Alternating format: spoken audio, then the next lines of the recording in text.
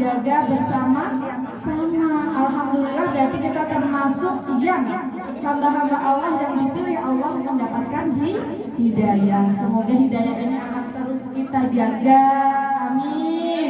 Dan insya Allah semoga hidayah ini sampai melekat Bu, sampai nanti Allah memanggil kita semua. Karena kita tahu Bu, karena biasanya Bu, ketika kita berniat baik, ya satu sisi kita ingin berniat baik, satu sisi ada siapa Bu yang membisikin kita? Setan. Kalau misalnya ada tetangga kita, udahlah panas, gak usah taklim gitu, berarti dia biasa aja kali nyebut setan. biasa. Jadi setan itu bisa berwujud bisikan ya, bisikan di dalam kita, bisikan dari orang-orang yang ada di sekitar kita juga. Termasuk misalnya bapaknya atau anak-anak, mama ngapain sih ngaji mama udah rajin ngaji, nggak usah ngaji lah di rumah aja gitu ya, ngaji mulu, mama tambah solehah enggak gitu, nah itu ya. Tambah solehah enggak Bu? Tambah solehah enggak? Tambah solehah insya Allah. Ibu-ibu saya mau tanya satu hal, apakah ibu yakin bahwa ibu adalah orang-orang yang beriman? Yakin ya? Yakin. Alhamdulillah. Dan iman itu harus dijaga.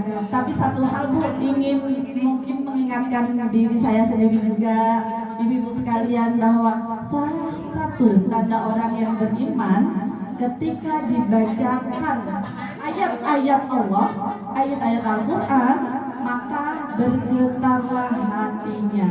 Saya tanya nih Bu, ibu tadi ketika ada tilawah Quran, ada sholawat, bergetar nggak hatinya? Bergetar? Beneran? Nah, menjadi sebuah PR buat kita ketika kita misalnya mendengarkan ayat Al-Quran, mendengarkan hadis Rasulullah, mendengarkan sholawat, sementara hati kita nggak merasa bergetar atau bahkan intinya berat untuk mendengarkan, berarti kita harus periksa keimanan kita gitu ya. Jadi sering kalinya masih misalnya lagi kita baca maulid, baca sholawat, ada yang baca Quran, seharusnya kita ngapain Bu? Mendengarkan. Jadi satu aja deh. Jadi kalau misalnya kita belum bergetar hati kita, paling enggak kita dengarkan, ya. Jangan sampai kemudian maulid dibacain, ayat-ayat Quran dibacain, tapi ternyata kita malah ngobrol. Ada yang seperti itu? Di mana? Mana orangnya? Berarti orang-orangnya ngacung, berarti pimpinannya gitu, berarti anak buahnya, jamaahnya juga itu enggak? Masya Allah. Jadi ini sebuah apa ya Bu, renungan buat kita ya.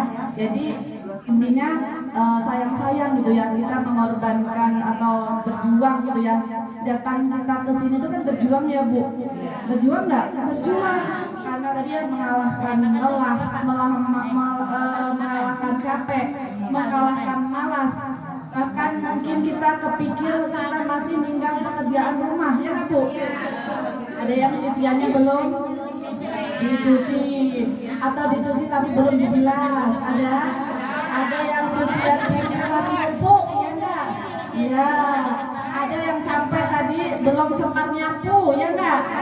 Iya. Siapa itu?